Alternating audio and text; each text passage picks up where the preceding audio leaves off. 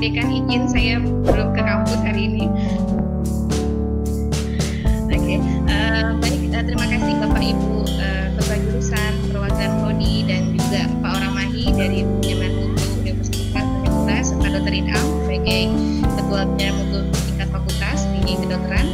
Hari ini memang tujuannya tidak mungkin semi formal ya Pak Oramahi dan Pak Dekan, jadi kami tujuannya sebenarnya ingin supaya teman-teman di penjaminan mutu juga bisa lebih bekerja dengan baik. Kami harapannya sebenarnya ada sesi sharing dari penjaminan mutu sebelumnya, tetapi mungkin nanti bisa diwakili juga oleh Dr. Inam dan Pak Yoga ya, yang sebelumnya sudah ada di tim 2019. Nah mungkin untuk karena sebenarnya PR pertama nanti adalah untuk akreditasi farmasi ya Dr. Inam. Akreditasi farmasi karena kan orangnya sudah lengkap Pak Oramahi, sudah revisi final, sudah selesai. Karena infonya di FKIP itu nanti akan visitasi online ya Pak ya, dari Ban PT ya. Ban PT online. Nah itu jadi kita berharap semoga dari Lampetekes juga ada wacana untuk visitasi online. Nah kita harus siap-siap begitu ya mungkin Dr. Inam dan teman-teman di jurusan farmasi ya Bu Liza dan kawan-kawan. Karena ternyata FKIP itu nanti mungkin minggu depan ya kalau nggak salah Pak ya, itu akan visitasi online di tanggal 7 Juli. 7 Juli. Jadi mereka nanti tutupnya Vicon ya Pak ya kalau nggak salah ya. Iya, video conference ya. Jadi memang situasi seperti ini. Nah, mungkin itu yang ingin disampaikan Pak, nanti kita sama-sama belajar. Mungkin dari Pak Oramahi ada bisa sharing tugasnya seperti apa. Nah silakan Pak Dekan mungkin untuk membuka secara resmi. Silakan Pak. Baik, Assalamualaikum warahmatullahi wabarakatuh. Waalaikumsalam. Baik semuanya, terima kasih atas kehadirannya pada siang hari ini. Semoga semua sehat selalu ya, walaupun kita bertemu secara virtual, tapi tidak mengurangi maknanya. Jadi memang sengaja kita mengundang Bapak Ibu semuanya karena terkait dengan pembentukan tim untuk fakultas yang baru tahun ini, yang Ketua Dr. Inam dan anggotanya. Sebetulnya yang kita ketahui bahwa yang dibentuk fakultas ini adalah partner yang sangat strategis dari pihak fakultasnya untuk membantu supaya fakultas itu maju, kemudian terukur program-programnya dan kualitasnya. Nah, kami berharap, saya mewakili fakultas, sangat berharap bahwa kepengurusan yang ini bisa bekerja dengan baik dan bisa bersinergi dengan fakultas dan jurusan serta program. Karena memang setelah kita lihat tugas-tugasnya itu sangat, saya bilang sih sangat berat ya. Artinya bukan berarti tidak bisa dikerjakan, tetapi itu sudah menjadi tugas utama dan sudah diakui lah oleh kan ataupun di kementerian bahwa penjaminan mutu fakultas ini sangat berperan penting dalam pengembangan fakultas.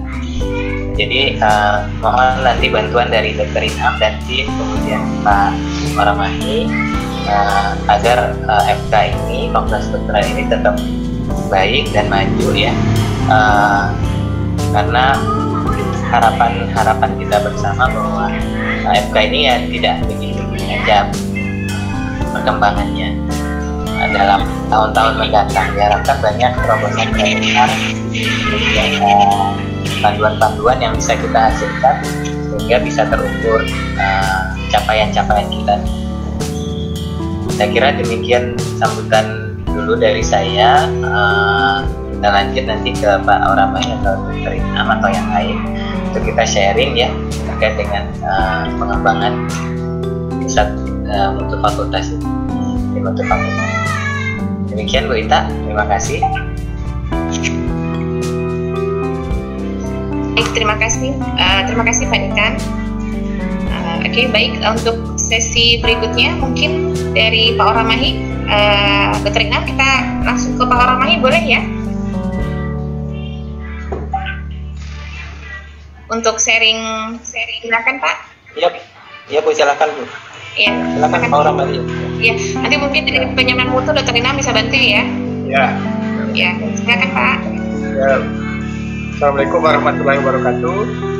Waalaikumsalam warahmatullahi wabarakatuh. Terhormat Bapak Dekan, Wakil Dekan 1, Ketua Penjamin Mutu, Ketua Jurusan, Ketua Prodi yang saya hormati. Pada siang ini kita bertemu secara daring dalam rangka untuk melihat apa saja peran dari penjamin mutu fakultas. Nah, sebelumnya saya akan menampilkan slide yang klik saya ada. Nah, jadi ya sistem penjamin mutu itu dasar hukum yang ada di hutan itu berada di Statuta UTAN Meritek nomor 74 tahun 2017, itu pasal 87. Internal hutan merupakan proses penetapan dan pengumpulan standar mutu, pengolahan secara konsisten dan berkelanjutan. Nah, jadi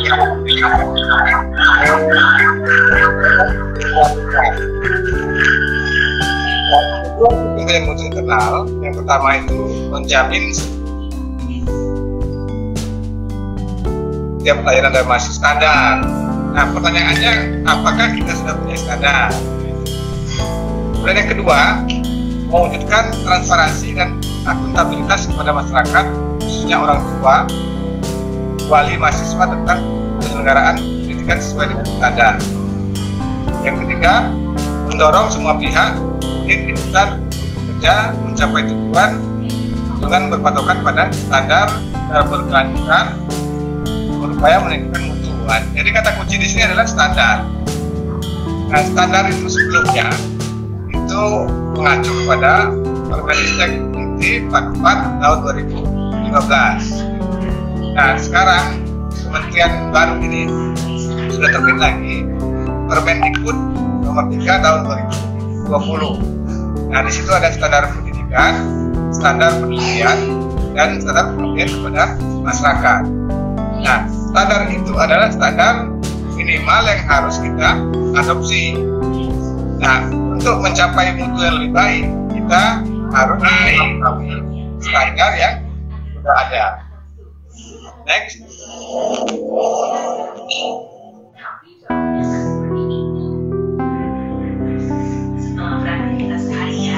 Nah, sistem penilaian mutu internal hutan dilaksanakan dengan berpedoman pada prinsip yang pertama itu berorientasi kepada kepentingan internal dan eksternal.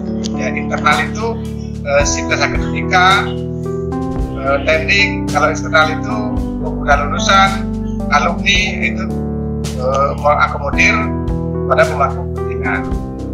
Yang kedua, mengutamakan kebenaran, tanggung jawab sosial, pengembangan kompetensi personal, partisipasi, keseragaman metode, inovasi belajar dan perbaikan secara berkelanjutan. Nah, kalau kita mencermati penjamin mutu ini adalah perbaikan secara berkelanjutan. Next.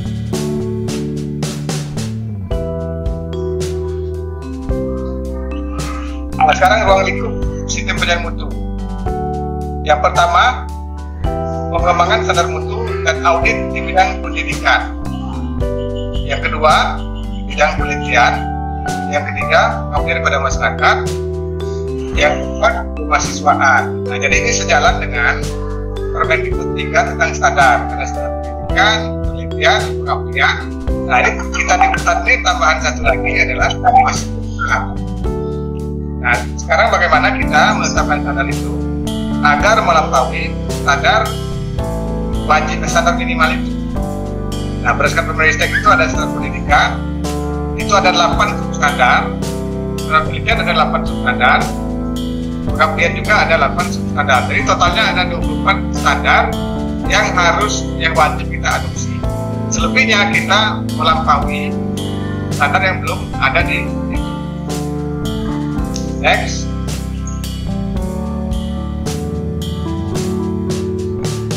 Nah, kemarin saya diminta untuk menyampaikan tugas penjamin mutu fakultas terkait dengan fungsi dari penjamin mutu fakultas. Jadi kalau di hutan itu ada lembaga pengembangan pembelajaran dan penjamin mutu, itu itu lembaganya ada membawahi pengembangan pembelajaran pusat, kemudian pusat penjaminan mutu.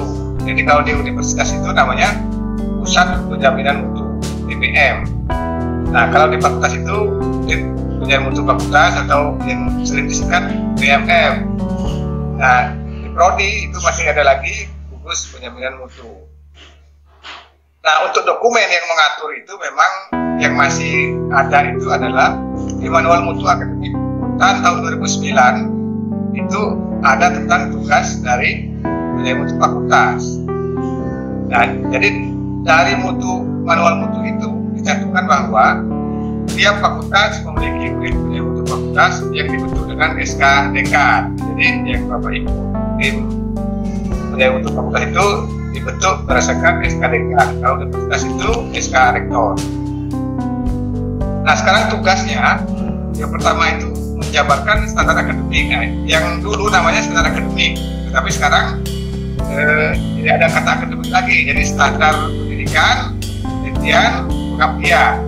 Jadi ini yang dokumen lama, tetapi dokumen barunya belum ada. Nah, kita mengacunya ke dokumen yang 2009 itu menjabarkan standar akademik. Nah, kalau kita konversikan sekarang, menjabarkan standar pendidikan, standar penelitian, standar PKM, dan standar tambahan yang melampaui itu, baik tingkat fakultas maupun pasca sarjana bagi yang fakultas yang ada pasca sarjana. Next.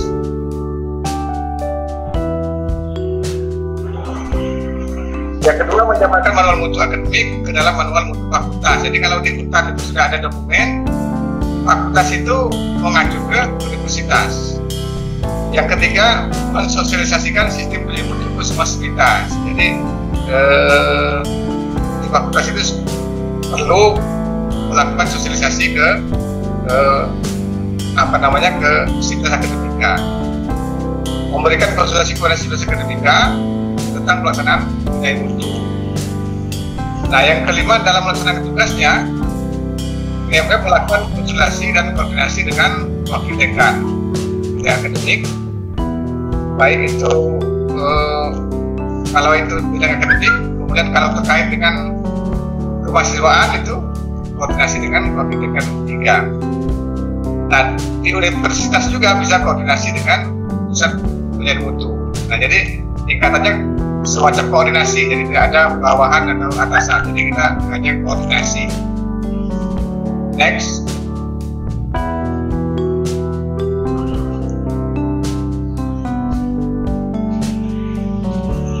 Nah, ini yang saya singgung tadi, standar pendidikan. Jadi sebelumnya itu standar pendidikan tinggi itu mengacu ke Permenristek Dikti nomor 44 tahun 2015. Sekarang diubah dengan Permendikbud nomor 3 tahun 2020. Nah, yang berwarna biru di slide itu adalah standar yang wajib kita miliki. Ada standar nasional pendidikan, terdiri dari standar kompetensi lulusan, standar isi pembelajaran, standar proses pembelajaran, standar penilaian pembelajaran, standar dosen dan tenaga pendidikan, standar sarana dan prasarana pembelajaran, standar pengolahan pembelajaran, dan standar pembiayaan pembelajaran. Jadi ada 8 standar yang standar pendidikan. Nah, yang kedua, standar nasional penelitian. Itu ada standar hasil penelitian, standar isi penelitian, standar proses penelitian, standar penilaian penelitian, standar peneliti, standar sarana prasarana penelitian, standar pengolahan penelitian, dan standar pendanaan dan pembiayaan penelitian. Yang ketiga, standar pengabdian kepada masyarakat, ada 8 standar juga. Ini semua harus kita adopsi. Nah, UNTAN sudah punya dokumen standar yang mengadopsi pada Permenristek 44 tahun 2015. Nah, karena sudah ada perubahan Permendikbud tahun ini, kita merencanakan revisi standar mengacu ke Permendikbud nomor 3 tahun 2020. Nah, inti dari perubahan Permendikbud ini adalah tentang Merdeka Belajar dan Kampus Merdeka, itu kita masukkan di standar yang baru. Nah, kemudian kalau kita hanya mengacu ke standar wajib, kita di peraturan itu dinyatakan bahwa terakreditasi minimal, artinya baik. Tapi kalau kita mau baik sekali atau unggul, itu bisa kita naikkan standarnya. Di bagian bawah itu yang biru muda itu standar pendidikan tinggi yang ditetapkan perguruan tinggi. Nah, kita di sini bisa membuat standar sendiri. Oleh karena itu, Untan punya standar, fakultas itu mengacu ke standar Untan. Apalagi kedokteran itu banyak sekali yang perlu ditetapkan standarnya. Misalnya, nah itu seperti apa? APD misalnya, dalam rangka melayani pasien seperti apa. Nah, itu semua harus melampaui standar yang wajib dari SIKTI itu, yang ada 24 itu. Nanti kita lihat standarnya seperti apa. Kita masing-masing fakultas harus mengacu ke universitas, prodi mengacu ke fakultas. Tapi intinya bagaimana kita buat standar ini lebih tinggi daripada standar wajib ya, Permendikbud nomor 3 tahun 2020. Next.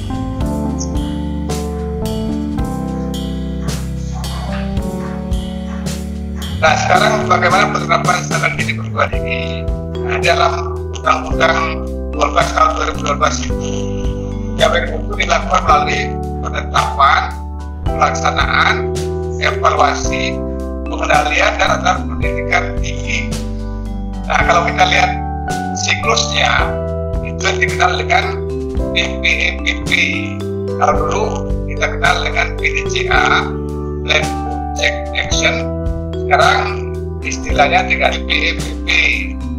Nah, yang pertama itu kita menetapkan standar yang 24 tadi. Nah, ditambah standar yang lainnya. Nah, setelah kita laksanakan, setelah dilaksanakan, standar itu dievaluasi. Evaluasinya menggunakan audit internal. Jadi ini harus auditor yang sudah pelatihan audit untuk internal. Jadi yang I-nya itu adalah evaluasi menggunakan audit untuk internal atau kami. Nah, dari audit itu bila ditemukan penyimpangan atau tidak sesuai standar, maka kalau kita lihat nanti kalau standar lain sudah kita usahakan peningkatan standar, kita naikkan standarnya. Nah, misal standar mahasiswa misalnya, kita buat standar minimal satu angkatan itu satu standar paling standar. Nah, menjadi turunan. Kalau sudah tetap terus, apakah perlu kita naikkan? Nah, kita evaluasi terhadap persyaratannya, yang memungkinkan sebenarnya. Nah, itu siklusnya di pertama itu terbelannya evaluasi bagaimana audit dan itu tadi sudah punyai kalau kita audit ini bisa pasti menggunakan auditor dari farmasi. Nah, paling dari perawatan dan kedokteran.